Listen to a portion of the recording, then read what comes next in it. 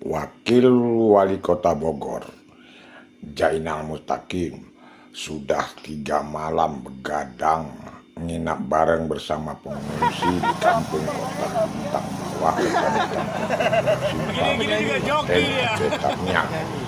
Kota Lintang Bawah termasuk daerah yang paling parah padat bercampur lumpur dan kayu gelondongan yang terjadi jelang akhir November 2025 di Kabupaten Aceh Tamiang.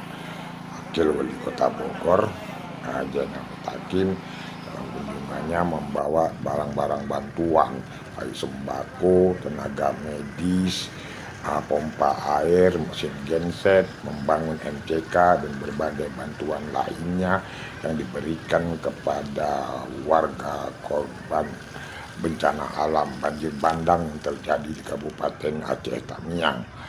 Wakil Wali Kota Bogor sudah 3 malam nginap bareng bersama pengungsi di tenda darurat yang didirikan di kampung Kota Lintang Bawah, Kabupaten Aceh Tamiang.